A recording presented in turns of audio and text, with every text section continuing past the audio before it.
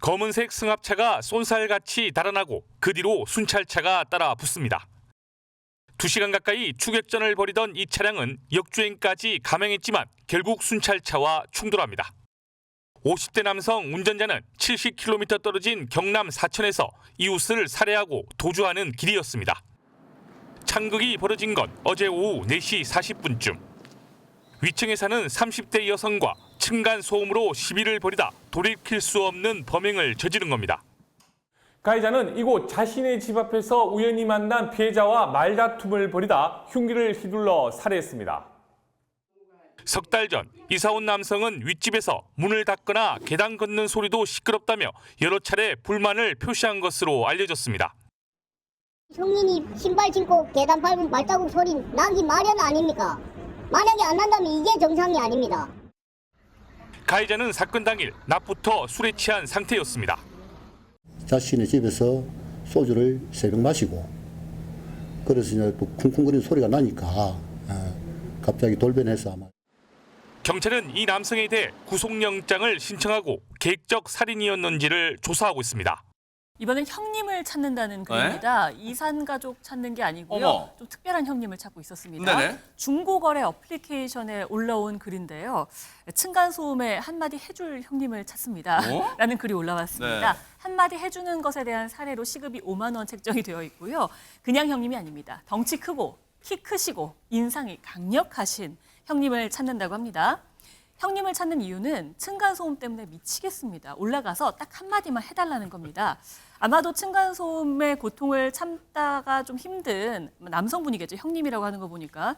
남성분이 윗집에 위협적인 경고를 대신 해줄 사람을 찾는다고 이렇게 글을 올린 겁니다. 아니 전현평론가님 중고거래 마켓인데 이거 웃자고 올린 거예요? 진짜로 찾는 거예요? 제 생각엔 정말 절박해서 올린 게 아닌가 싶고요. 예전에도 이런 글이 올라온 적이 있습니다. 어허. 2022년에는 본인을 여성이라고 밝히는 사람이 올렸는데요. 약간 비슷한 사연이에요.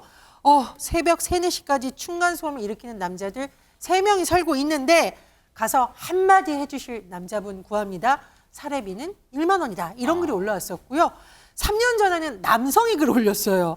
관리실에 연락해서 층간소음 고충을 전달했는데 오히려 항의를 받은 측에서 적반하장으로 굴더라는 겁니다. 그래서 한마디 가서 해줄 남성분을 찾는다. 이런 사연이 올라왔었다고 합니다. 백성호 변호사 35초 드릴게요. 층간소음 항의한다고 막 문 두드리고 초인종 눌러오고 막 되는 거예요? 어떻게 쓰는 거 혹시? 지금 이 형님 찾아가지고 만약에 올라가서 하다가 시비가 붙으면 저기 협박 교사가 될 수 있고요. 본인이. 그래요? 그렇잖아요. 지금 그런 상황이고 또 이게 올라가서 문 두드리고 뭐 들어가려고 하고 그러면 들어가는 과정에서 또 주거 침입될 수도 있고요. 또 너무 열받는다고 뭐 하나 들고 올라가서 막 항의하면 특수협박 될 수도 있고요. 되도록이면 중간자를 통해서 관리실 등을 통해서 하면 좋은데 그게 너무 안 되다 보니까 지금 아까 보니까 뭐 정말 좀 무섭게 생긴 사람까지 찾는 이런 세태가 온 게 아닌가 싶습니다. 예, 저부터도 요즘에 빈대 네. 그게 확산되고 있다고 하니까 무섭거든요. 그러니까요. 지금 나오는 이야기가 팬데믹 다음에 빈데믹이 덮쳐왔다 어머나, 이런 말이 어머나. 나올 정도로 빈대 공포증이 지금 퍼지고 있는 상황인데 네. 이런 상황에서 어느 중고거래 사이트에 올라온 게시물이 지금 이슈가 된 거예요. 네. 뭐냐면 지난 11일에 뭐라고 글이 올라왔냐면 네. 빈대 삽니다.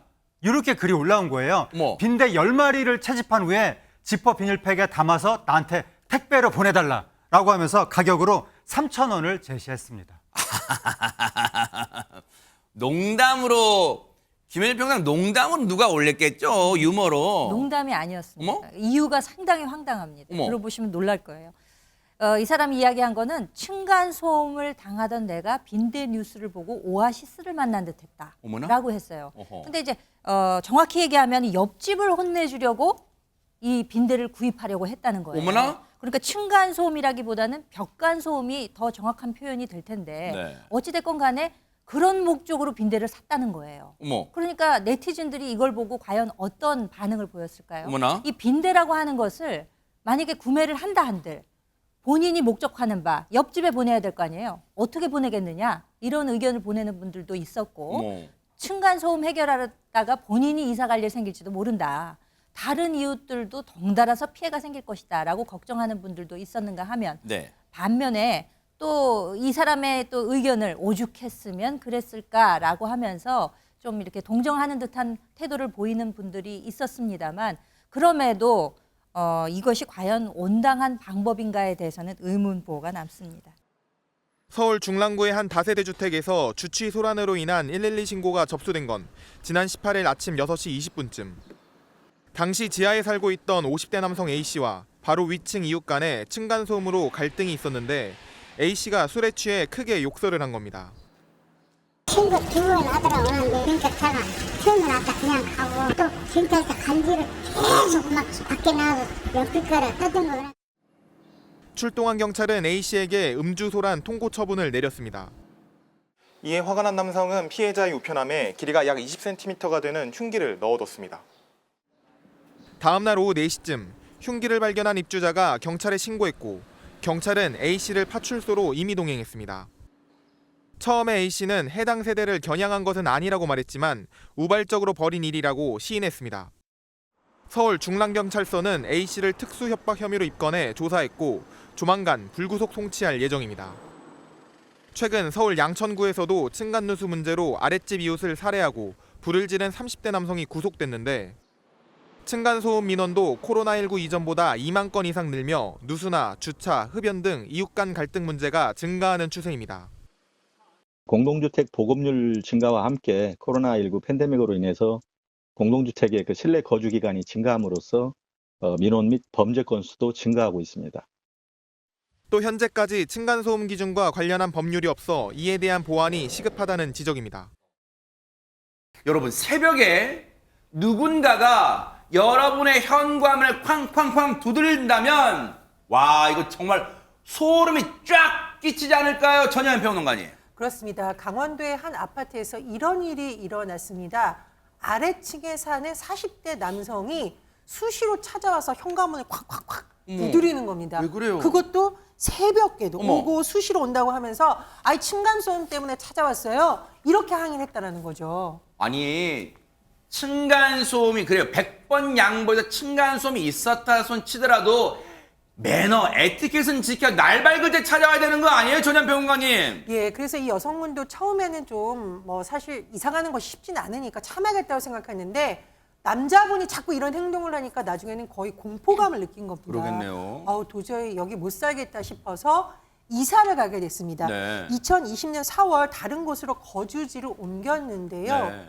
1년 6개월 뒤에 더 소름 끼치는 일이 일어났습니다. 뭘까요? 이 층간소음으로 항의하던 이 남성이요. 이사를 간 곳까지 찾아러 온 겁니다. 어머! 새로운 거주지에 찾아와서 이 여성도 기다리고 있고 심지어는 이 여성의 자녀에게까지 접근하는 일이 일어났습니다. 공포 영화가 따로 없습니다. 1년 6개월 이사 간 사람한테 왜 찾아왔을까요? 아유, 너무 소름 끼쳐요, 장유민 변호사님. 그러니까요. 굉장히 좀 무섭죠. 2021년 10월 말 그리고 11월 초에 이 여성이 이사를 간 아파트 단지의 놀이터에 접근을 한 겁니다. 어머. 그러면서요. 놀이터에 찾아가 한 2차례 정도 기다리면서 이 여성의 자녀에게 접근을 했어요. 어머, 세상에. 그래서 이 아이에게 뭐라 그랬냐면요. 야, 너네 엄마 아빠 불러와봐라. 어머. 라고 말을 했다는 거예요. 어머. 이 남성, 이거 스토킹 범죄입니다. 원하지 않는데 찾아가고 연락하고 하는 걸 이제는 강하게 처벌하기 때문에 재판에 넘겨줬는데요. 재판 과정에서 이런 해명을 했다고 합니다. 층간소음에 대한 해명, 그리고 나 사과받으러 갔다라고 이야기를 했다는 거죠. 말이 되는 소리를 해야죠. 그렇죠. 찾아간 건 이제는 더 이상 층간소음 문제를 벗어났다라고 봐야 되겠죠. 어허. 더 소름 끼치는 건 네. 재판 과정 중에서도요. 뭘 확인하려고 했냐.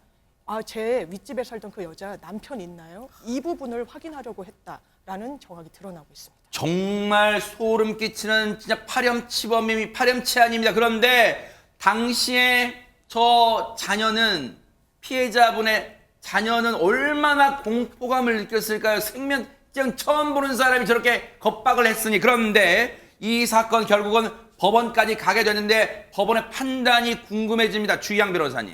예, 스토킹 범죄로 처벌을 받으려면 정당한 이유가 없어야 되거든요. 이 사람도 정당한 사유로 이 층간소음에 대한 해명을 듣고자 했다는 것을 정당한 사유로 든 것 같습니다. 하지만 법원은 층간소음 항의에 대한 두려움을 느끼고 거주지를 옮긴 피해자를 찾아가서 해명을 듣고자 했다는 게 정당한 이유라고 인정되지 않았습니다. 네. 그리고 피해자의 정신적 고통과 불안감은 말할 것도 없이 너무 컸으니까요. 네. 게다가 법정에서 피해자의 남편이 있는지 없는지를 확인하려는 납득할 수 없는 행보로 봤을 때 재범할 우려가 있다 이렇게 봤습니다. 네. 심지어 네. 이전에 미성년 여성을 상대로 한 강제추행 처벌 정력도 있다고 하거든요. 이 부분 전체적으로 고려해봤을 때 엄중한 처벌이 필요하다고 본 것 같습니다. 징역 1년을 선고하고 법정에서 바로 구속했습니다. 하하. 그런데요, 우리가 평소에 주변에 이런 죄질, 이런 전과가 있는 사람이 알 턱이 없잖아요. 아니, 장유미 변호사님, 네. 알고 봤더니 이 악질 중에 악질인 이 사람 알고 봤더니 미성년 여성을 상대로 한 강제 추행죄 처벌 전력이 있어 알 길이 없잖아요. 그러니까요. 이게 언제 이 처벌을 받았는지도 상당히 중요한데요. 지금은 이런 추행 등의 성범죄로 처벌을 받게 되면 신상이 공개됩니다. 어허. 그리고 특히 미성년 자녀가 있는 집에는 우편으로까지 고지가 가는데 아마 이 남성 같은 경우는 이 제도가 도입되기 이전에 처벌을 받았을 수도 있고요. 그렇지만 이런 전과가 있었기 때문에 재판부가 이건 단순히 놀이터를 찾아간 게 아니다라고 본 겁니다. 아하. 뭔가 의도가 상당히 불순했을 수 있다라고 본 겁니다. 더더군다나 재판 과정 중에 배우자가 있는지 여부를 확인하려 들었다. 굉장히 이 부분은 성범죄의 가능성을 내포하고 있기 때문에 실형 1년을 선고한 것으로 보입니다.